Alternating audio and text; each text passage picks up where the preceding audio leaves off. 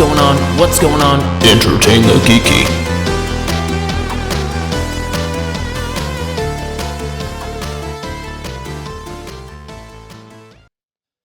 So, Entertain the Geeky here, and yet again we have Mike O'Neill, the short Nord.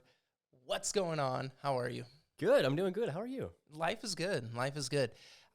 We took a break through the holidays on like making stuff. Yeah. I talked to Jason. He's one of the partners here, and I was like, how do you want to do this moving forward? And he's like, man, let's take the holidays, do our family thing, and then we'll get back into it. So like last week, I did a 15-minute video. That was like the first thing I had done since Christmas, and I was like, oh man, I am so out of it right now. I had talked to you a couple of times though, and you were going through hell. It was, yeah. It's I got my gallbladder out. That's fun surgery. What the fuck does a gallbladder even do? It does nothing but cause you pain. No, it regulates all of the acid into your stomach so that you can break things down.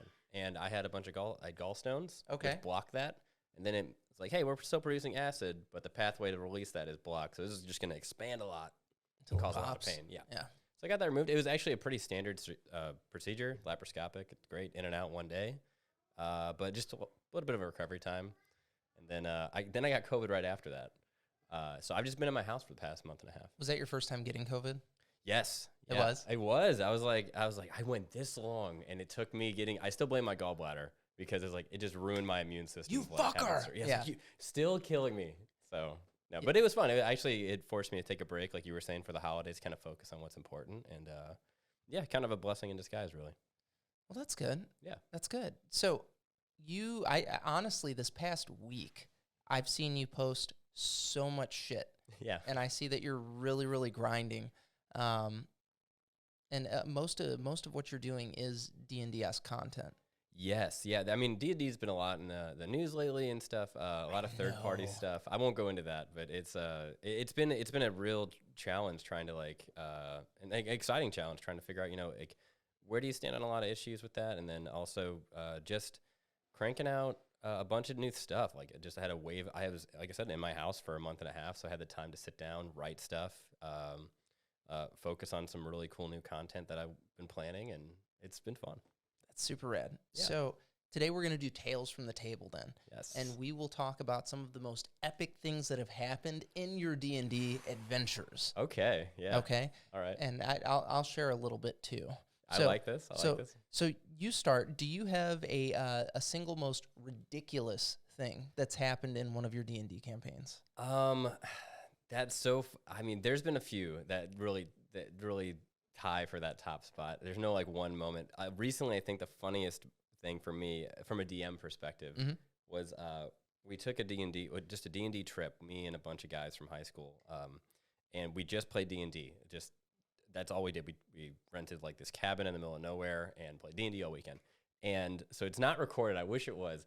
But essentially, we had our ranger, and it was this long, huge battle. We're playing the Tyranny of Dragons module, which is really, really fun. They're in the second half of it. We've been playing for 4 years.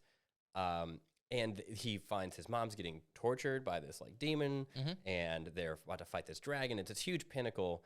And he's fighting this demon that has this cursed sword, which is for those of you that know Drizzt lore at all in D&D lore, it's Karn's Claw, which is a very demonic sentient sword. I told him several times. I said it is this magical glowing serrated sword. It's glowing red. And when he finally this big battle's commencing. There's a dragon. There's a demon. There's this dragon rider guy. He kills the demon, and it turns to ash, and he sees the ash float into the sword. And then the sword just stands on its point. Yeah, and he's like, I'm going to grab that. Yeah, That's for me. Exactly. So he goes to grab it, and someone's like, wait, I'm going to cast Identify in so many words. This is all happening very fast. And he's like, fuck it. Yeah, one of the other players, she turns, and she just goes, I'm going to cast Identify. And as she turns back, he just has it in his hand. And I said, okay, make an intelligence saving throw. And he goes, intelligence? I go, uh-huh. He goes, we don't make those very often. I go, nah. You don't. Good pickup.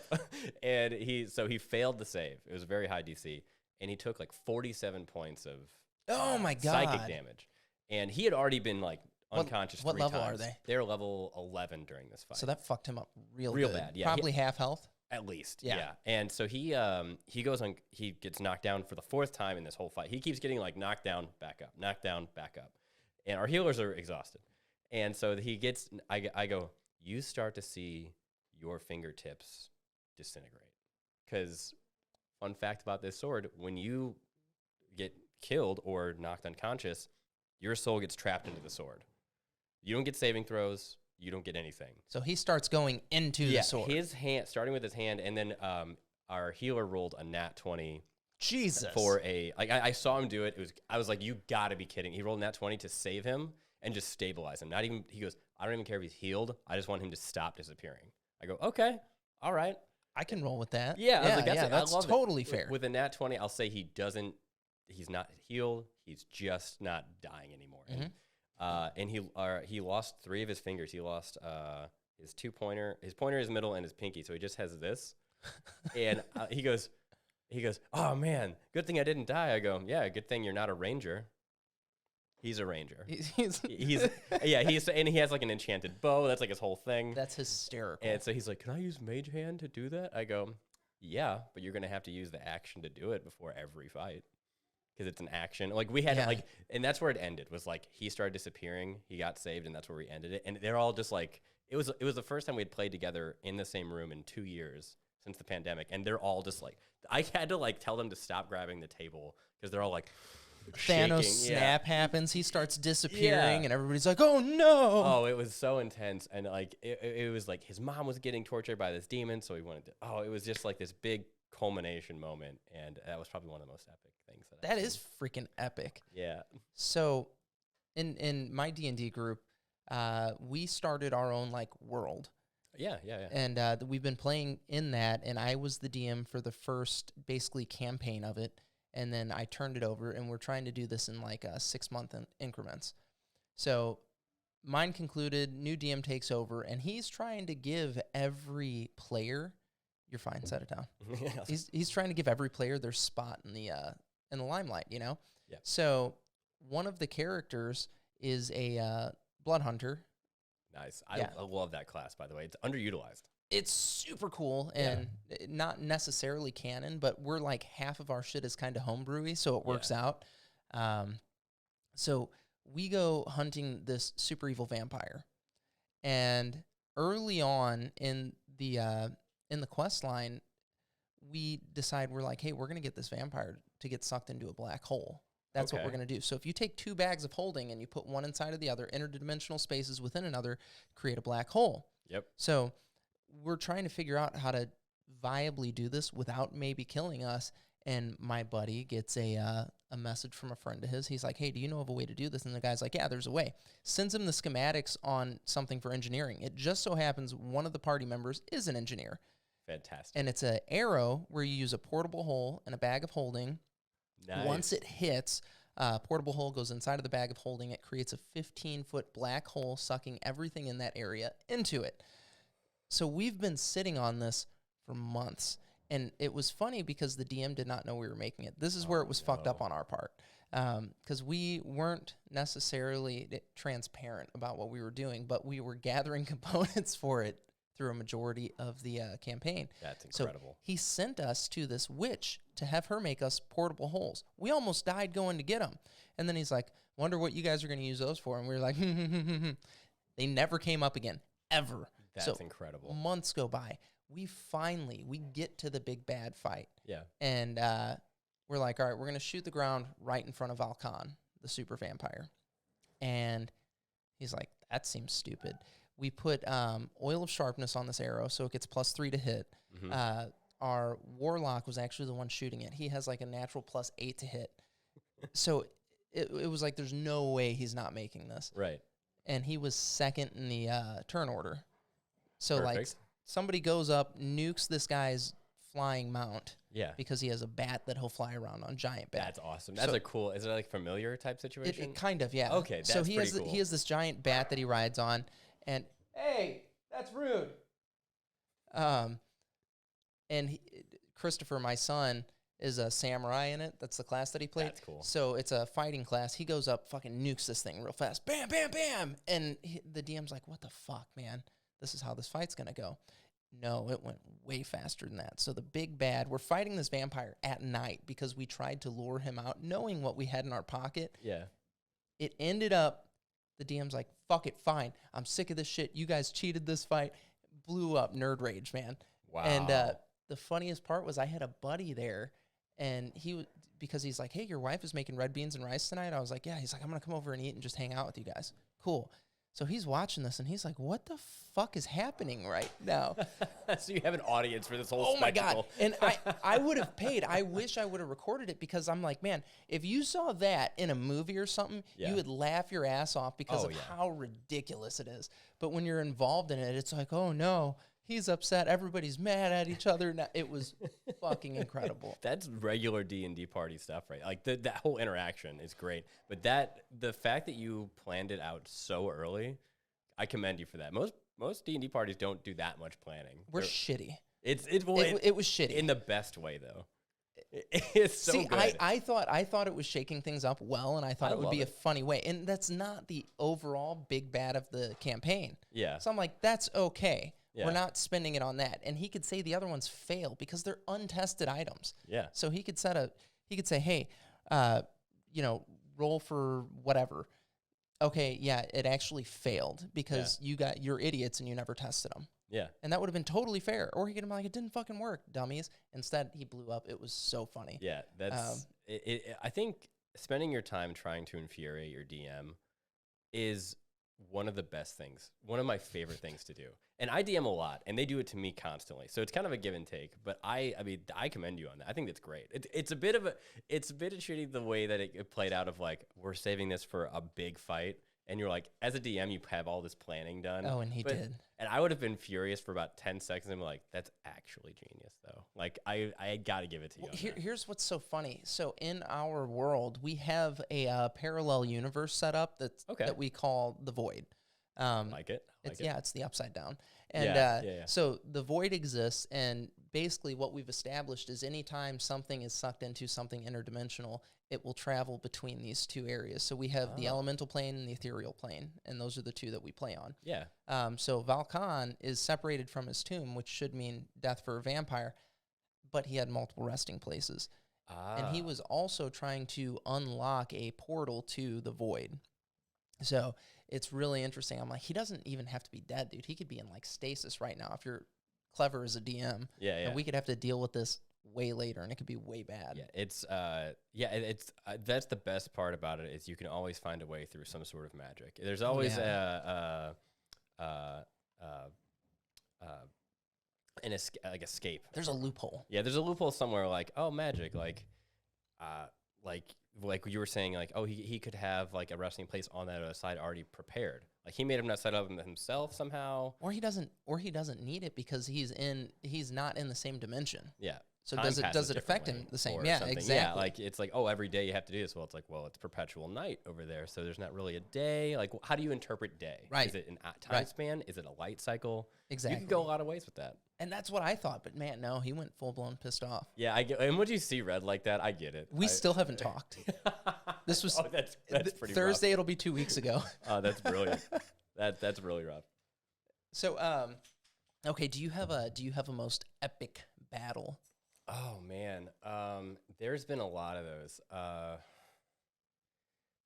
I'm thinking from all like a DM perspective because I spent so much time setting those battles up.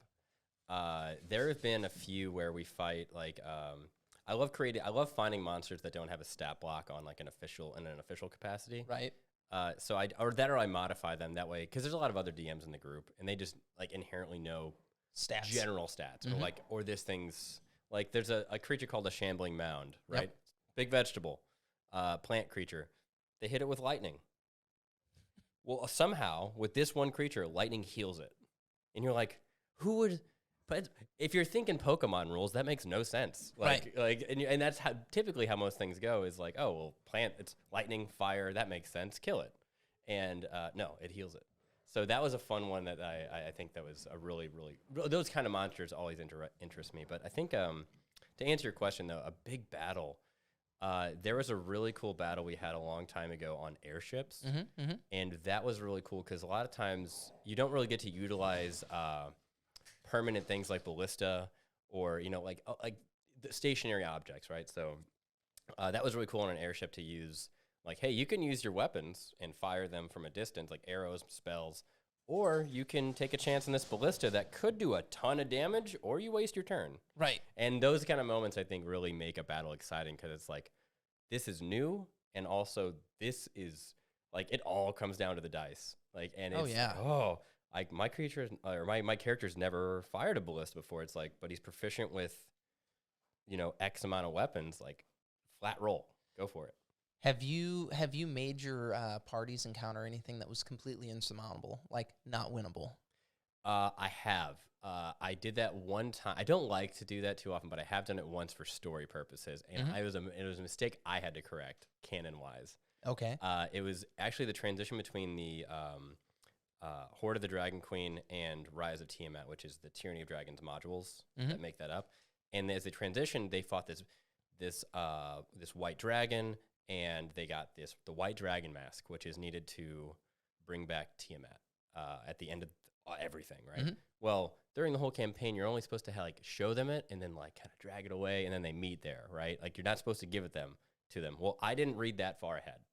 Oh no! And I gave them the white dragon mask, and they're like, "Oh, it's got these properties," and I was like, "Oh, there's a stat block for it. They can have it, and I'll get it back somehow."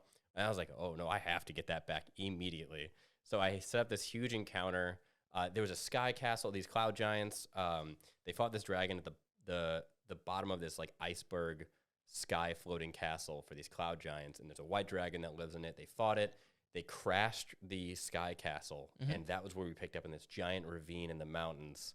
And all of a sudden, all of these white, evil white wizards just started popping up. Oh no! And then there's also yetis, and I just threw everything possible from an elemental standpoint, a magic standpoint, and they're like, "What the fuck?" And then I was like, and I had to pick on the hardest member to kill, which was our monk, and he's a monk barbarian, so he's impossible to kill. And so I was like, okay, insect swarm, I'm just gonna keep you stable, right there. And I knocked him down, took the mask. I had to make the DC super high. It was so tough. And at the end of it, he's just staring at me like, "You messed up, didn't you?" And I was like, "No." He's like, "Seemed pretty hard for level 7, huh? You needed that mask, didn't you?" He totally called me out on my stuff. I was like, no, it was all part of the master plan. Yeah, man. I had to teach you guys. Sometimes you fail. It was pretty rough. It was a really cool battle. It was a lot of fun. I had a lot of fun making it. They had a lot of fun fighting in it, and they didn't die. but it was a challenge to not make it look like it was going to be a TPK, but also completely ridiculous. Completely ridiculous. Yeah. So we had one where current campaign. It was on this vampire quest line. We go to it's like an Australia, if you will. Oh, interesting. So small continent. Where the drow live. Not here. Okay. Not here. Okay. So small place. It's there was a tower that we had to visit to. We were trying to rid the world of this vampire. Yeah. So we go here, and while we're at the vampire's tower, shit starts to get weird in town. We get to town, and it's being completely overrun. This is right on the coast, right where our ship is. It's a port town. They're being overrun by vampires. Okay. And we start oh, okay, we can fight our way through this. And we start to, we're in an inn basically trying to get to our ship, and more are coming, and more are coming, and more are coming. And we're level 8. These are all CR 10s and 9s, I think. Okay, yeah. So it's doable, but if we're fighting 10 of them, it's impossible. Yeah. So we start making our way to the ship, and thank God I picked daylight as soon as I found out we were in a vampire thing. So I'm basically picking up stones and rolling them to create a path for us, and we're just dealing with vampires that are attacking us from the outskirts until we get to our boat. We get on the boat, and we start heading out, and we're literally watching this town burn. And we're like, oh, shit, that sucks. Fast forward a few weeks, we find out that there's this army of these like lizard people that are trying to take over the main port city on the continent that we started everything on. Mm-hmm. They are sending, like, we're basically in their little township, and we're gathering intelligence, and we find out, oh, they're about to start marching on Coralel, which is our main port city. Wow. This is really bad. Yeah. We had fought something called a hungering maw. Now, every time you hit it and you do 25 or more damage, it splinters the maw. Okay? It creates another one right in its place. This was another thing that we once had to run from, because as a level 7, it's impossible. That's how we almost died getting our portable holes. Oh, so okay. This witch had these hungering maws guarding her, basically. So we start just fucking going ham on these things. And there's like 9 of them all of a sudden, and we're being overrun. So I cast Rope Trick. We climb up into the rope, into the hole, and they actually went away, and we were like, whew, thank God. Yeah. So we send the ground forces through this forest where we know the hungering maws are, and we make contact with the witch, and we're like, hey, these guys are coming. I know you're not a bad person, so can you just make sure that they run into the maws here? We wipe out their ground troops. But then we find out that they're flying in on drakes and stuff, and we're like, this town is completely ill-prepared to deal with the threat and shit like that. So we're like, all right, we're going to get on our ship and go, because we've dealt with this before. You guys need to flee and go to Palinor, which is the main kingdom here. Yeah. And they're like, you sure you don't want to help us out? And we're like, no, fuck this, man. We've seen this happen before. Yeah. 2 weeks ago, vampires, it was scary. Just get out of here. Yeah. We get in our boat and we start going. The DM was pissed that time, too. He's like, you guys aren't going to fucking try to save him? And we were like, no, fuck that, man. We're getting out of here. We've seen this before. And he's like, dude, you guys can't keep doing this. And we're like, this is exactly what we're doing. Look, we warned him. We did, like, we're not risking our neck for it. You show us impossible 2 times, like these hungering maws and these fucking vampires, and we think this is time number 3. So we're like, nah, man, we're just not even going to try it. Yeah. Fuck it. We're gone. No. Awful. And he was pissed that time, too. It was pretty funny. Yeah. I totally get that. And that's such a cool mechanic, though, to, like, introduce forced retreat. It's a lot of times, because you get, it depends on what kind of setting you're playing in, for sure, but you know, you start coming up against like near impossible odds, which is kind of the fun part, right? The fun part of D&D is when you fail. Like, that's where the real fun, interesting aspects it is the adversity. Yes, and to that point, there's that tipping point, which I think you guys reached, of like, look, we've had too many so close calls. It's like, look, we're heroes, but we're not martyrs. Like, like that's 100%. Yeah. So you have to put a little bit of reasoning into it. You do. Our DM, but I think our DM's biggest problem is he's trying to tell this Tolkien-esque story, and it goes this certain way for him. The variable that he's not contending with there is the fact that the party is not what he thinks it is. So like when we've been shoehorned, everybody's been pissed. Yeah, you can't railroad. Yeah, and we're like, don't you fucking push us in a direction. Let us figure it out. Right. And he's like, okay. So he's been doing much better about that. But then we had this fucking arrow thing planned like assholes. Yeah. I think that's such a great thing. And I've talked about this at length with so many random DMs and players. It's like,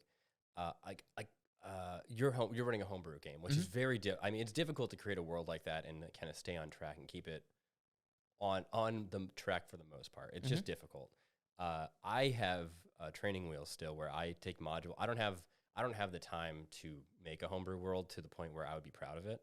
So I use modules and I modify the hell out of them. Okay. Like Tyranny of Dragons, I'm like, hey, this is the module, and it's a loose structure. There's an end goal. There's these like main characters that are there. Big plot points that you have to touch on. Yeah, like there's markers. And I think the best advice I ever got was, if a party goes one way and your objective is over here, just move it.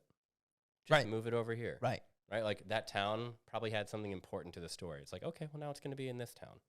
Like, and kind of change it. Like having that adaptability, I learned, after a lot of sessions, but it was the best advice I ever got of just, hey, you can give them the fork in the road and they're going to make a decision. You got to be ready for either one. Like, one part of being ready for either one is just bullshitting it. Yeah. Yeah. That's where I thought you were going all along, dummies. Yeah. You've fallen into my definitely planned trap. It was me, Dio. So yeah, it's really, really interesting to kind of plan that out, and you never know what someone's going to do. Or I know a lot of early DMs, myself in this example. You give them way too powerful weapons way too Oh, early. absolutely. Yeah.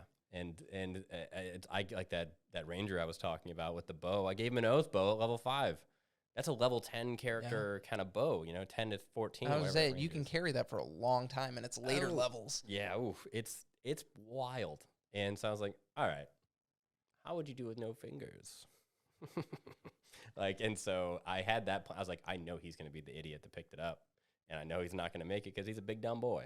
Intelligence saving throw. I was like, that was one of those moments where I was like intentionally going after him, and it was this whole backstory kind of arc. And I that's what I like doing is I fold in like, what's your backstory? Do you want to focus on your backstory in the campaign at any point? And he's like, yeah, I have this. I'm from the Misty Forest. I'm like, there's a main plot point in that area. And so I just folded in his backstory of like a missing daughter, his mom, and a few other things. I'm like, I'm just going to make that just embedded in there. Right. Like that whole scene wouldn't have happened without his backstory and input.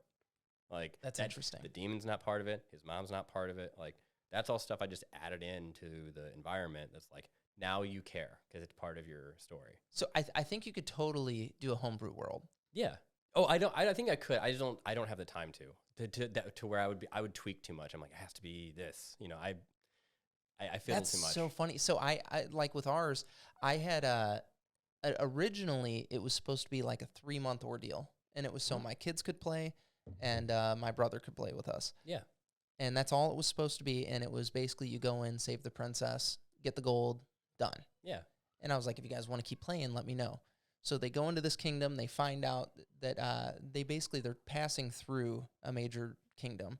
And as they're there, there's a meeting in the town square. And they specifically are pointed out by this like wizard who's the king's right hand. Okay. And he sends them out on this quest to save the princess who was taken.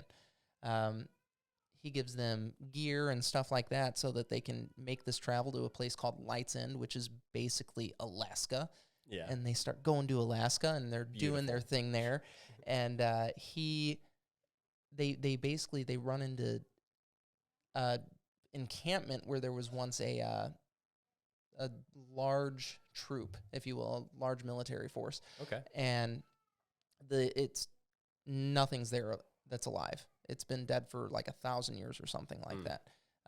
They start gathering clues while they're there, and they find out that Oleron, this wizard that sent them on this quest, was actually there for this battle, and he made sure that these troops were frozen out, and it was this thing that he was doing so that he could try to seize power. The thing that he missed was that this decent guy would show up and basically accept the mantle of king. So he became the right hand to that king, so he could kind of manipulate things from the sidelines. And they learn this through through pieces of a journal that they're finding while they're here. Okay. And then they have some communion with like spirits and stuff like that, and they're like, oh shit.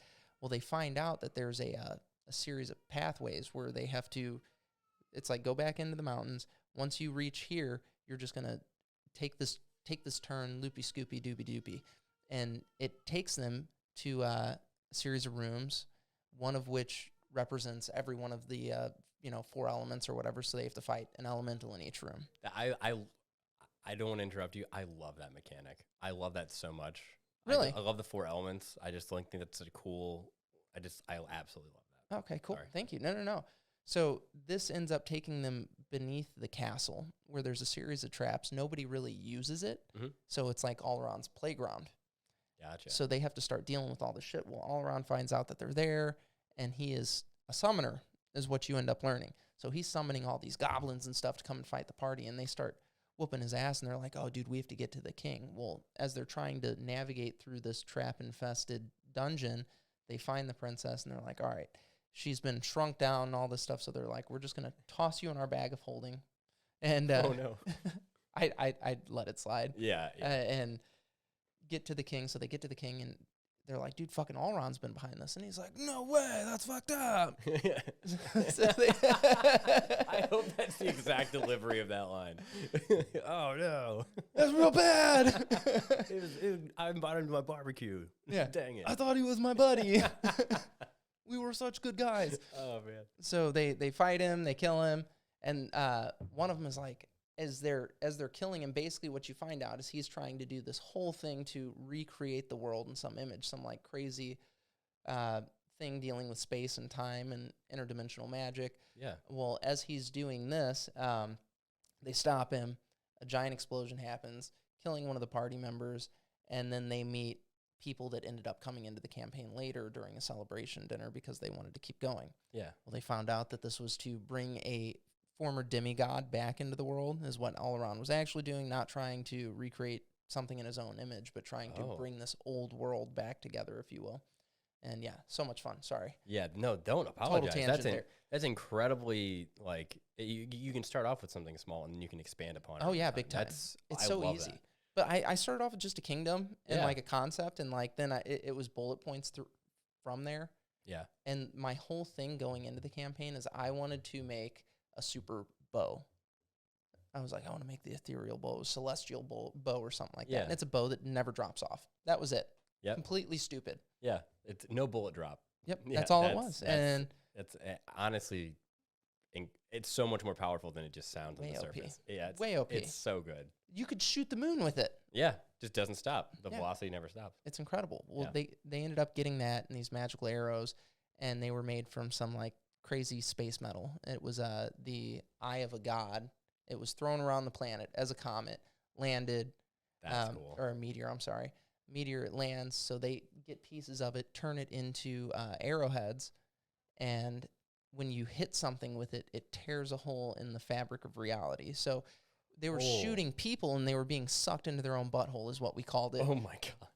And like void arrows. They were void arrows. That's wild. And the ranger that had it, as I bring the evil god back into the world, and I'm really excited about it, and I've used mind control on the party and all kinds of cool shit at this point.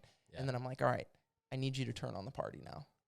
Do it, because I knew I was getting ready to turn over as a DM. Mm-hmm. I'm like, so you guys can kill Nephiriel. That's fine. I want you to kill the party. And he's like, what? I'm like, yeah, just team up with the bad guy. You get to be the king. So I'm tempting him with all this power, and he didn't take it. I was so pissed because I'm like, man, if you turn on the party, the next DM that picks up is going to make it his sole objective to seize the throne. Yeah. I'm like, fuck that, man. You could have been the best bad guy ever with your butthole arrows. you're the temptress DM. Oh, dude, I totally was there. Like, oh, look what you can get. Yeah. Oh, I wanted it so bad. I'm like, just go in and fuck them. Yeah. You've not been in the party that long. Yeah, you don't even like them. When's the last good thing they did for you? They got in this whole mess. Have you tried to create division in the party? Not to that degree. Not so bluntly, but I will slowly like skew someone's perception of other people, like over time. Like I will purposely put things in that I know their core character values divulge on, and they have to make a choice.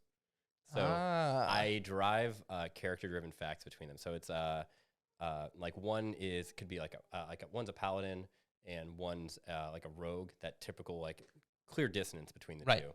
I will make it so where it's like not the choice is either like kill this person and cause pandemonium, or let it slide and sneak them out and let them survive. And it's not they're not a good person, but they uphold stability. So like it's like a king, you find out it's corrupt. The paladin's like, you gotta die, and they're like, if you kill this king, the whole kingdom goes into chaos. Yeah, right. And then it's like, if you keep him alive, there is gonna be peace. He's just a shithead, and you're like, and the paladin like if they have those like I think his what was it? It was like Oath of the Crown or something like that. And it was to that king, and he found out that he was like didn't stand for any of the things that he stood for. So then he's an Oathbreaker paladin after that. Fantastic. Yeah, it's like one of those driven story things where it's like, and the rogue and the paladin always had that like, oh, we do things my way. Both very headstrong players. Yeah. I like driving those things into like, it's not so much like turning and fighting against each other, which I haven't really thought about doing, which is a fun thing to do. So if you ever use mind control. Yeah. Like, so I introduced it, and I did not let the party know where it was coming from. So they fought two beholders. And as they're fighting the beholders, there are these cultists. Well, the cultists were actually using mind control on the party members. and they did not know that all they had to do was break focus on this. So I almost get a TPK by using the party members on each other. They kill the beholders, and they're like, what the fuck, dude? Half the guys are still under mind control, and they're kicking our asses. Yeah. And finally, they go to these cultists, and they're like, oh, fuck. And I think it was the ranger had an attack that made a bunch of animals show up. Okay, yeah. So he cast this, and all these cultists are like, what the fuck? It breaks mind control, and they're able to clean up. But it was almost TPK, made for a really good game. Yeah. Yeah, I will. I keep looking. There's a spell. I think it's Crown of Madness. Crown of Madness. So 2 of our party members have it right now. Yeah, it's such a fun thing. That and like I like illusion magic, especially when like there's a bunch of like low intelligence, because intelligence is a dumb stat unless you're a wizard or an artificer. Right. And so and like we have some of that in the party, but it's like, okay, if they're not there, I'm gonna use these spells. Like I literally build encounters for all of their weaknesses, and that's fantastic. I'm like, okay, there's the typical like I put healers in the like enemies, right? Like so that they heal. That's the most annoying thing when you come across like oh, we almost killed the enemy. It's like they healed, and they're like, what? And I'm like, would you heal? There's clerics here. There's evil clerics like. And they're like, oh, damn it, we didn't see them, or something like that. And it's so funny to like, just like, I'm like, what is really going to grind their gears and frustrate them? Like, I literally have those thoughts of like, all right, they're going to be so mad. Let's fuck up their day just a little. Let's make them so infuriated. But it's kind of like one of those things where when it's something's, I think of like Elden Ring or like a really difficult game that like you have to try like a million times to defeat a certain boss. Like you are frustrated, but once you beat it, it's so much more satisfying. Right. That's the kind of like, that's the feeling I'm going for. Okay. I like that. Yeah. That's fun. I would, I never really did that to my party. Yeah.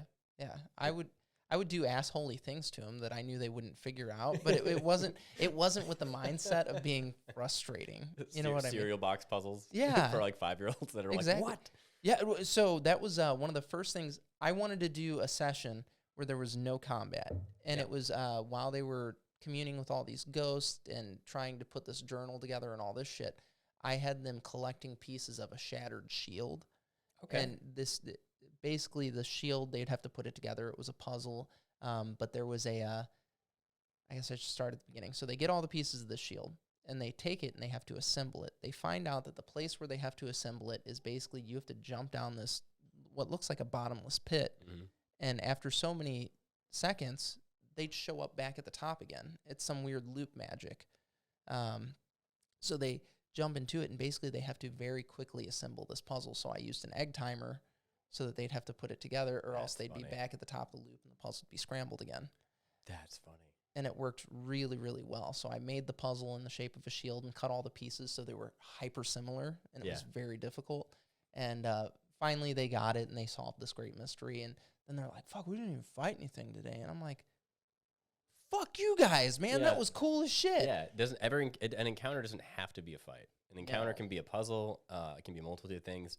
There was actually a really good resource that I found. I think it was OpenRPG, and I found or Drive-Through RPG, and it's called the Unicorn Incident, where they basically have to like, there's a dying unicorn. They have to save it by getting this magical water that's on this little tiny island, and they get there, and there's 3 jugs, and it's a classic puzzle of the 3 jugs can hold like 1 liter, 3, and 6 or something. And essentially, like, you have to get the perfect amount in order for this seal to open up and get the 1 magical vial. Yeah. And it's like, okay, well, you have to, it's basically like those block things for little kids. Yeah. So you have to pour water here and then into this one. So it's like, I have 3 in here, put it into the 5. So there's 3 in the 5, then fill the 3 again. And like, it's really funny to like see them do that. And all of them, it was like clockwork. I presented this to them, and they all just started writing on their notepad. All of them individually writing. I'm like, you can work together. And then they're like, then they all looked up. They're like, how is that? And I was waiting for them to look up, and I just turned a dot. Like I have this like hourglass. I just turned it, and they went, ah! It was one of the funniest things I've ever seen. Because like I have 5 people at this table, like just intently thinking. And I'm like, oh hey, and they're like, Just all panicking. You put that away. It was classic. I've never seen so many people be so infuriated by something so simple. If you put a timer on something, it turns it into something impossible very quickly. Oh yeah, and it's amazing. Yeah, I whenever I get that done to me, I know I get upset because I get so much pressure. Like you could ask me the simplest question, like it's like being on a game show. People have dumb answers on game shows because they're so nervous they can't think, and I resonate with that so much. Well, yeah, it shifts how you're thinking because now I'm worried about time and not the problem that I'm solving. Correct. Yeah, and it's terrifying. Yeah, it's so much fun though. So, have you introduced any of your own mechanics to the game or anything like that? Yeah, there's a really fun mechanic that I love. It's kind of like a homebrew item so much. It's more of like teleportation magic. The Rogue Soul Knife can do this. I think there's another one where it's the Echo Knight Fighter, which is really cool. They can like create an echo of themselves within 30 feet, and then you can use a bonus action to swap places. Oh, that's rad. It's really cool. And that's a standard thing, but what I introduce is like items that can take that one step further of like blink arrows. Like you shoot and I hit you, we trade places. Oh, wow. Or something to that effect. So I think that mechanic of like teleportation, and it's kind of like a mix between Battlemaster Fighter, Echo Knight Fighter, and a Soul Knife Rogue, where it's just battlefield mechanics of like positioning, and you combine that with a spell like Animate Objects. Now you have action economy. I don't need one big thing to kill you. I need 12 small things to make sure that you wait in the order for 12 hits. Like it's that next like. And if you throw one wizard out there that can do all those things against a whole party, now we don't know what they're like. What do we hit first? And it keeps moving. Right. So you can have like a monk that can dash super far, but if I can teleport 10 feet further, then you can dash. And you're still falling short, buddy. Yeah, it's one of those things. It's like you're keeping a goal out of reach, and it's just action economy and where you're in positioning. Have you used them as a like this teleportation thing? Have you used it as a puzzle for your party yet? Yes. There's a module that it's the Tomb of Daedarius. Not that Tomb of Daedarius. It's on Chult. I can't remember. It's one of the hardest campaigns. What is that? I'm blanking here. It's not like Dungeon of the Mad Mage, but I forget. Anyway, there's this room, and everything's gears, and every time that they open a door, all of the rooms rotate. Okay, and fantastic. The doors then now align to a different door. Ah. And I had a hard time following it. I had to print out the rooms. I'm like, okay, if this room moves, that means it goes into this room, which now connects to this one and then this one. And it was really difficult for like, you go through a door and you could teleport into another room, and then they would do something, the rooms would shift, someone would go through that same doorway and end up somewhere else. That's awesome. Yeah, and I've slowly started like showing them. Did you split up the party that way then? Oh yeah. Oh, that's amazing. They split it up technically. Sure. Yeah. So then they each had their own separate encounters in the different rooms, and this is one of those things where you had to call an audible as a DM, where I made sure that whatever room they ended up in, it was the fight I wanted for them. Right. So like I designed an encounter for all of them, split them up, and then they each had their own fight. And I took a little bit from that module, and then a buddy of mine I ran as a character.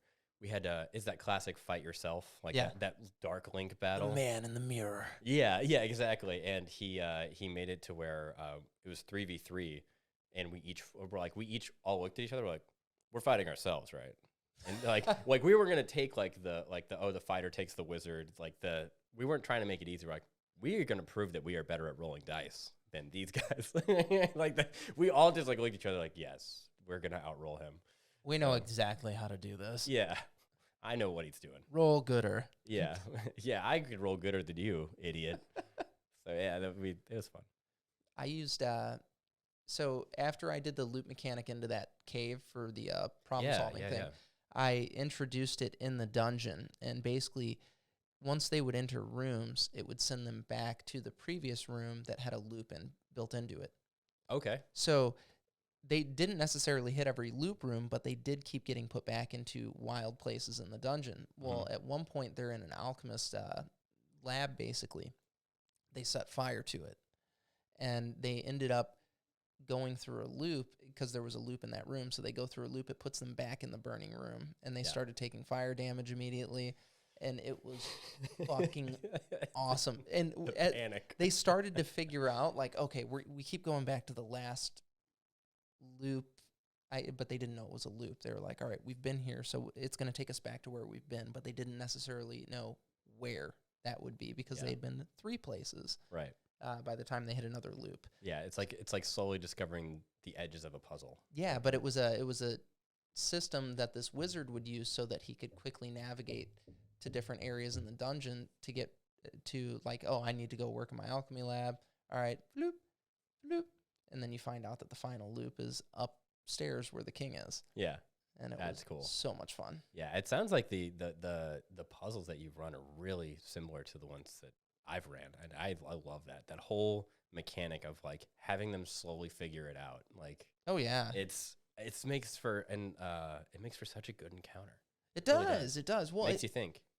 A lot of the time it's like, here, let's go punch stuff. Yeah. And that's a fucking bummer. Our DM did one with pebbles or coins or something like that. You had to put so many coins in the. And I was thinking Flintstones. I don't know why. Like we had to fight Pebbles from the Flintstones. Oh yeah, that's why my brain. No, he did a puzzle with coins where there's a bunch of coins on this table and you basically have to solve some riddle with it. Yeah. And I start trying to like do the math in my head, and then he puts fucking coins out on the table and he's like, "Do this." I'm like, oh, "Okay, cool." Everybody starts writing shit down on paper, and I'm like, I'm just going to do this with these. And he's like, I thought you'd be the first one to figure it out. And I was like, I was figuring it out, but I also was like hanging on words that he said, so I was turning it into shit that it wasn't. Yep. And it was super frustrating. Yeah. That's, oh man, I've been there where I was in a one shot, and there was like some door that we had to get through with a magical force field while a rolling spike wall was coming at us. Classic Indiana Jones moment. And I was playing a big dumb barbarian, like a big himbo. And I was like, I'm just going to charge through it. I don't know how to solve this. And he's like, oh, it's so easy. It's like, just look for a lever. Like it was that level of like simple. And I was just like, no. There's no levers here. I was so frustrated. I rolled low on my perception investigation, so I just didn't see it. And the other guy didn't, because he was like basically pushing the wall back by doing certain things. Yeah. Because it was like an animatron, like rolling pin with spikes. And I was like, he's like, yeah, you look like figure a way out. And I'm like, we should have done this the other way around. And because I'm like, I can't see anything. I can't figure shit out. So then I just grabbed him and like busted through and did half my damage. Like half my health was gone. So this is not a good way to start this. I mean, at least you got to bust through it. Yeah. Oh yeah, it was rough because I was like, I was so frustrated for me because I'm like, there's nothing here for me to do. And he's like, there was a lever. I go, darn it. So in our party, we don't have a dedicated healer. Oh, rough. It's been fantastic. So we have our artificer, fighter, a blood hunter, a warlock, and myself, a sorcerer. Okay. So there's no fucking healer. Yeah. And we are basically we try to do everything very strategically when we're in fights so that we don't take unnecessary damage. And it's worked very well for us, but I'm like, man, we're like one bad day away from just getting totally shit on, which is why we made special arrows to kill a vampire, you know? Yeah. Yeah. I mean, made sense to me. I think that's such a good way to play it too, is like, hey, we might not have a healer, but we're going to think and plan. It makes you think and plan a lot more carefully. Yeah. You're not relying on that. Positioning has been our big thing. And then, so I picked a goblin for my warlock. Nice. And they're like, or sorcerer. And they're like, that's kind of a odd combo. I'm like, but I get a bonus hide action every turn. Yep. And that's huge. So like I can cast something like, and now I hide. Yeah. You take something out of the rogues. Yep. Nothing happens. And it's great. Amazing. I love that. That's thinking outside of the box of using your turn to the fullest. Oh yeah, for sure. And we abuse the shit out of it. Absolutely. That's what the game's made for. I agree. Abuse what it is. And then like also speaking of like the rules as written kind of thing, like we homebrew so many things. Oh yeah. It's I think like rule of cool too. Like I'm like, if this makes cooler sense for the story, 9 out of 10 times we're rolling with it. How do you do advantage? Like flanking or like, so if something says you get advantage or disadvantage on a roll, how do you do that? Roll 2 dice, take the lower. Okay, so we do +3, -3. Oh, okay. And I like that. I like that. we've liked it much better, and it was something I started doing when I was DMing, and then we rolled with it moving into the next campaign because we were like, you can do this with 2 dice, but we all liked the idea of, well, +3 or -3 can go a long way, so let's see what happens there. So that's how we do advantage and disadvantage. Interesting. I like that. I think I might do a variation of that. That sounds pretty cool. I like a Bane and Bless situation of like a D4, make it a little bit. Oh, yours is a D. So we do it with our D20s. So like if you're making, Yeah, if you're making a strength check, yeah, but you have disadvantage and it is a DC 12 and you roll a 13, well, all of a sudden I missed it because I had disadvantage. right. And it's a big ordeal and we love it. Yeah, I'm probably gonna do like the D20, but then take like the Bane or Bless. Like, okay, you rolled a 15. Okay, roll so a D4, and then whatever that is. That's your advantage or disadvantage. Yeah, Ooh, It'd be like a Bane, because that's how those spells work. Just have like a permanent like subtraction or addition. yeah, we It'd do. be interesting to try. That's cool to do it with a die. Yeah, that's super cool. Like, because that way you're like, am I like? Because then you get there, you're like, it's a 15. It's like, oh, if I get a 3 or a 4, I fail. Yeah, like, I fucked this now. right up. Now it's like, whoa. I'd be interested to try. I do like that though. I like the way that you approach that with not just 2 dice rolls. It's or with like 2 D20s. It's, hey, you rolled what you rolled, but well, we had a discussion about it too. That was one of the big things. Like as a group, we were like, all right, I've been doing it like this because I like it better. But if you guys want to do the roll 2 dice thing, we can. And they're like, nah, man, fuck that. Because you spend later in the game, you spend a lot of time getting additions to your rolls. Yeah. And do you want to roll 2 dice at that point? Because I might roll 2 4s. Yeah. And then I'm extra fucked. Yeah. I mean, it's like having a D12 as your hit die. Yeah, for exactly. a barbarian. You know, it's like you could get a 1 or you could get 12, but statistically it's better to roll 2 D6s than 1 D12. Yeah, exactly. I totally get that. Exactly. But they have a lot of fun with it. And nobody wanted to change it. And I'm like, okay. And now that's a really cool mechanic. Now I'm like at a point where I'm like, I kind of want to do my own rule set. Okay. Like, in like what capacity are you? So I don't know if I would take 3.5 or 5e as like the base. Okay. But scaling encounters is not viable in D&D 5e. It fucking sucks. Everything is so player heavy. It's not fun. And it's hard to make things competitive in higher levels. It really, it's like level 1, you're like, kill a rat. Level 20, you're like, let's kill God or become him. Like, then that's what my party ran into when I was running them through 1, because I let them get to level 20. That's all I wanted for them. That's really cool. Then they had to fight a demigod. Yeah. And it was like this big ordeal, and, it was cool, but I'm just like, yeah, it can't always be so grandiose. Not necessarily grandiose, but it can't be so in the favor of the party. Yeah. So I'm leveling them slower now, and I'm like moving forward, I guess is how I should say that. Moving forward, I'll be leveling them slower, and I change armor classes on everything. Yes. Everything. Yep. I think we do that similarly, where I will always rearrange a stat block to armor class and hit points. Yep. Always. I won't adjust their damage. I'm like, their damage is fine. It can be lethal to the party basically as it sits, but if they miss the roll by 1 now, whereas they would have barely hit it before, all right, this is a big deal. Yeah. So that's how I like to roll with it. Armor class first, then I'll do hit points. I think that's the easiest way to do it. I think easiest and most effective. I think. It's like, oh hey, it's like you're facing regular or advanced zombie. It's like, okay, their AC's 12. It's like, okay, well, your average AC as a party is 16. It's like, okay, well, I'm gonna raise there to 16. Right. And now it's like, okay, well, now you have a chance to miss. Because all of you have like a +7 to hit. It's like, that's what's crazy. You could roll a 5. You roll on the lowest 25% of the dice and you still hit? No, not acceptable. That's how I feel. And that's why I'm like, yeah, I should make my own rule set so that it scales less favorably for the party. Yeah. And like we had dragons show up in my campaign. They shit on the dragons. Yeah. Oh, flat out shit on them. I resonate so hard with that, running the module I'm running. It sucks. I had to I was like, okay, these are adult dragons. It's like, you could fight an ancient one. It'd be difficult, but you could do it. So that's why I introduced like that fight I was talking about, that demon, the dragon rider was already there. I was like, I'm going to introduce this demon as an extra element.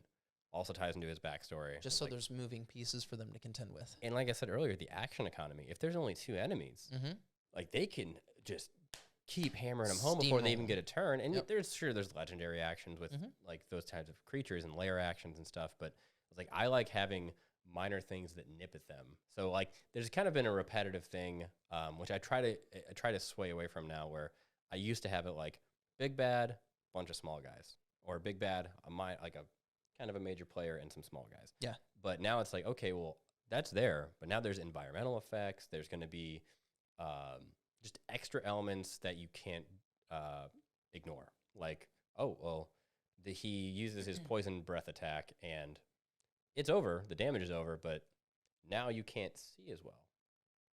Like, or I'll add something extra, like, oh, your vision is cut in half, so you can't see where that dragon moved to. If he's 60 feet away, you can only see 30 feet out. So now they're like, oh, and I'll just block out the map. Oh, that's fantastic. And I'm like, you don't know where they're at, or I'll like we use Roll20 for digital stuff because we have friends like down in Texas and stuff. Right. But so I'm like, I'll just remove the token from the field, or make it visible to like one player. Right. And something like that. He's over here, and it's like, maybe. Over where? Yeah, like, where are you? Like that kind of thing. And I'm like, it's also, it depends on your party about like how they role play, and like they're all really into it. But, it's adding those extra elements that aren't typically like on a stat block, but they're extra elements you cannot ignore. 100%. Yeah. Environmental factors are huge, especially when it comes to movement and stuff. Oh, yeah. If your party cakewalks movement, fucking take some of that away. You're an Eric Hakra monk with the movement feat, or whatever it is. It's like, yeah, you can fly with a dash. You can move like 120 feet flying. And it's like, what the hell? It's a set. That's crazy. Somebody put a chain on your ankle. Oh, no. Yeah. Oh, no. Yeah. Like someone has an arrow of like grounding. Like, oh, sorry. It looks like you can't fly, idiot. Have you listened to, do you do audiobooks at all? Yeah, I used to a lot. Not so much in the past like 6 months. But yeah, I love audiobooks. Have you done Dungeon Crawler Carl yet? No, you told me about that last time I was here. I haven't had a chance. It's on my my list. You need to, because I think it's the last book in the series, there is actually a tether that gets used. So they will. Oh no, that was He Who Fights with Monsters. I'm sorry. So in He Who Fights with Monsters, also on my list. There's a tether that's used, and when the tether's broken, an extreme amount of damage is dealt. And it's brilliant for something like a monk like that. And you could easily come up with something to ground him with it, and I think it'd be rad. Yeah. Oh, I love those out-of-the-box solutions to that. It's fucking wonderful. Like outside-the-box solutions. I think it's so interesting to like tackle that. Because it's magic. You can do what you want with it. Doesn't make sense, yeah. It doesn't. You can make your own school of magic if you want. It's like... Hell yeah. I get a lot of inspiration from like Magic the Gathering spells and... Me too. All that. I'm like, oh, that spell is pretty cool. How can I turn that into a mechanic in my game? I want counterspell right now. Yes. I'm going to say this to the camera. If you play the color blue in Magic the Gathering, you're a bitch. I run Esper. I hate blue Magic. My roommate plays it all the time, and I'm like, okay, I go the cheap route of like white black, like life gain, life steal, and you're like, oh, this game's going to take 5 hours. Yeah, Are you running tokens? I don't really want to run too many tokens, but I do like vampires, and I like gain health. Like I'll use angels and vampires in the same deck. Do you have a Divinity of Pride in your deck? Oh, I have that card. I don't know if it's in my current run. That's rad. I love that card. But that's if you're like running a lot of hybrid black white, that I really like it. Yeah. So I run Esper, so I have a lot of just gross blue stuff. But I run artifacts, so I have I do like artifacts. Really cheaty stuff. Yeah. Like in my play group, we had to ban infinite combos. Yeah. Oh yeah. That's pretty fair. It was just like we were just seeing who could pop off first, and that was really boring. Yeah. And if you had a control deck whatsoever, you could basically lock everybody out of their combos and then just wait to get yours. Blah. Yep. Not fun. Yeah. And then we got rid of indestructible because everybody started abusing that. So once we got past that, everything was a lot of fun. Yeah, it's really good. It's a good cross. It's a good cross thing too. Like I'll sometimes there's an artist I met at a comic convention who he just does artwork over Magic the Gathering cards, which is pretty Yeah, it makes cool. the full art cards and shit. Yeah, it's really, really neat. Or he'll like make memes out of the cards, and it was really neat. But he did one where it was like a D&D crossover, and it was like I think it was a dragon. I can't remember what it was, or a sphinx maybe. I think it was a blue card. But he basically was like he basically rewrote the cards like stats Flavor and text and everything. everything, Flavor yeah. text and he basically made his own card out of it. Yeah. And I was like, that's really cool. But he made it to where it was like, like it had new abilities. I was like, I never thought of like modding and making my own magic cards and seeing if my friends would want to play with that before. I thought that was a pretty interesting thing. So I was going to make them play Magic in my next D&D campaign as like Gwent. as a as like a wizard's duel. That's pretty And funny. I love that. All right. I'm telling you right now, I'm going to use this. well, I was like, man, I really want him to have to play Magic. Yeah. And because I'm the only, one of the other people in the group has played. He played competitive. If he is dueling anybody else, like it'll be hysterical. Yeah. But I also want that to be something that is very common in this world, so that they're having to encounter it often. Yeah. So maybe one session, all they're doing is having a giant commander battle. Yeah. Excuse me. And I think that would be a lot of fun for them. Yeah. Oh, that's a brilliant move, I think. And they'll have to buy decks. Yeah. And then we'll have to play more. It adds depth to all the NPCs in your world. Like they have hobbies. They're real people. Right. Well, and my big thing was I was like, okay, I want you to encounter, you're doing this like they do it as a gambling thing as well. Oh, okay. Yeah. Okay. Yeah. So like if you go meet up, like, yeah, I'm not necessarily going to kill you, but I'm going to challenge you to a duel, and whoever wins gets, 500 gold. Yeah. I like that. That sort of thing. Yeah. Just, and taverns and stuff. it's like it's like a professional sport at that point. Yeah. Why wouldn't it be? So I love that. That was my goal with it. Such a good idea. There you go. Take it and run with it. I will. I'm already I've used physical cards. I've had like dice. You have a typical trope like dice games and all that. And I actually took, and I think this is probably one of the funniest things I've ever done. I got addicted to Animal Crossing during the pandemic because I was like, this is great. It's a feel good game. I can't die. I'm building stuff. And so there's this dumb game that the characters play. It's like, I'll give you an item if you guess the right card. And it's like high or low. And it's that simple. It's like, here's the first card. It's a 5, higher or lower. And I'm like, higher. Wow. And they're like, you get an outfit. And I was like, yay. I was like, this is joy. I was like, I'm going to do this in my campaign. Sure enough, I was like, free drinks at the bar if you can guess higher or lower. And I just had a deck of cards. I was like, oh, that's fantastic. And I was like, higher or lower. And they're like, oh. And I the first time it happened, I happened to just pull like a 7, which is the most like smack dab in the middle card. And they're like, our ace is high or low. And I go, let's find out. Yeah, let's find out. And they're like, what? No, you have to tell. They were so mad I didn't tell them that. I told them. I was like, they're high. And then it's like, okay. And they didn't get it. And they were so mad about that. There was so many other things happening. They were just like, I can't believe we didn't get free drinks because that stupid card. Like, it was the fun. You're upset about not getting something for free versus, okay, I just paid the regular tab. Yeah. I took a very fun thing from a very fun kids game and made it the bane of someone adult's existence. That's fucking amazing. I'm going to use that now. It's pretty great. One of the guys, he bought out a bar in our campaign.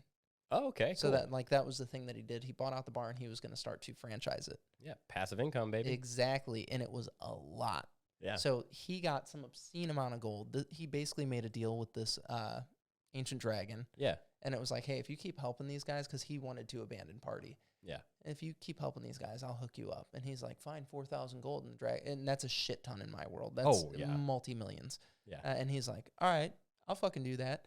So he does. And then he's fucking chasing the dragon around, basically. He's like, where the fuck's my money? Where's my money? And every time he'd meet the dragon out and about, the dragon's like, of course I don't have 4,000 gold on my person. I'll put it in an account for you here. You can go access it when you get back in town. Yeah. And he's like, well, that's the other side of the world. And he's like, that's fine. You'll get it when you get it. So finally he gets it. He immediately buys a bar. Immediately. That's incredible. Tavern. That's and awesome. He was generating every week. He was generating hundreds of gold. That's insane. It was. So he made it back easily. Oh, fast. Yeah. And then as soon as they went to another town that was kind of in ruin, he put one there and started trying to bring people in. And so it was awesome. Yeah, I have to bring this up. There is the coolest thing I've ever been a part of. The campaign that I'm in on Mondays. I have a show tonight. Legend of Xiaogal on Swole Initiative Network. It's big fun event.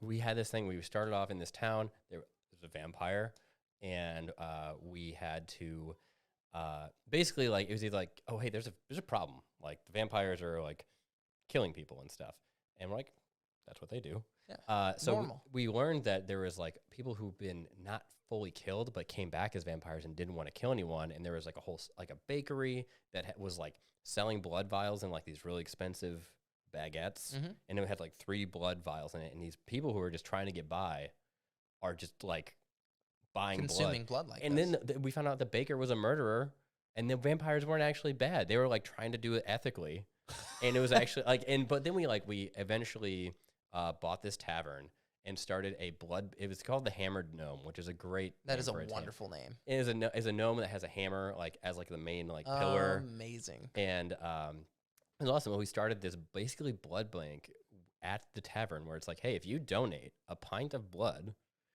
you get to your next drink is free.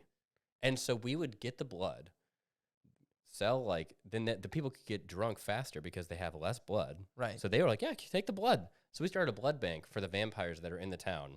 And so we're now getting money from the bar, which is selling cheap drinks, but we're selling the blood for so much to all the vampires. Right. Massive profit. Yeah. And now we're friends with them, and now they're helping us out. That's cool. So we actually, because ours is vampire heavy, we got an item that turned water into blood. Ooh. And a captain that was helping to kind of ferry us around, he was bit. And instead of, and we got this like ghost ship. So we turned the ship over to him, and we're like, look, man, you can't come on shore, but to make sure you're not going to die here. And we gave him the special flask or whatever. So he uses that, just fills it with water, and that's his blood consumption. Damn. And he stays on his ghost boat out in the ocean because we don't want him inland. That's cool. That's a really rad. Cool. Yeah, that's I love when you can make a twist on that, because it's like sometimes those creatures aren't evil; they just want to survive. Like no, he was a good dude. He thought we were going to kill him. Yeah. And like I was friends with him, so I had a pre-existing relationship with the guy. That's cool. As in I was a deckhand for him. And I was like, no, he's a good guy. He always pays me on time. And being a goblin, I've been discriminated against a lot. Yeah, yeah. So because people like goblins don't act like you do, and I'm like, no, it's okay. We're cool. Yeah. Cool. And yeah, it's been interesting like playing that dynamic and like trying to, no, he's a good guy because he takes care of me. Yeah. But then one of our guys robs a shopkeeper for being mean to me. And I'm like, you can't steal from people. That's not nice. Yeah. And he's like, yeah, I can. He treated you like shit. And I'm like, okay, don't do it again, please. You know? Right. Dang it. Yeah, you're right. You got a point. That's awesome. So we're an hour in. In Okay. closing, do you have anything that you want to hit these fine folks with? Yeah, I kind of gave you a little preview of it. I stream on Twitch under the Short Nord, shortnerd.com or twitch.tv/the Short Nord. Play a lot of variety games. I'm going through Dragon Age Origins for the first time. Nice. Haven't played that yet. So that's been fun. I do horror games on Wednesdays with a heart monitor, which is an absolute blast. I'm playing Outlast 2 at the moment, which is horrifying. And then Mondays and Fridays, we have the Swole Initiative Network on Twitch, which is our D&D stuff. If you follow any D&D, like TikTok shorts, reels, you probably see a guy named Swole Initiative. He's a big burly man. He runs a show on Friday. We're in a campaign together on Mondays, which is actually, I know it's Monday right now for me, probably not for you out there right now, but every Monday. It's Friday for them. Yeah, it's Friday for them. So so tonight, if you're seeing this on Friday, we have Fables of Gallia at 8 p.m. Central Time. And then Mondays at 8 p.m. Central Time, we have Legend of Xiaogal, which I play in. And beautiful. A lot of fun, yeah. I'm a Warforged cleric. It's great. It's a lot of fun. Lovely. Well, thank you for hanging out. Yeah, thank you. This has been great. Absolutely. You guys, stay geeky.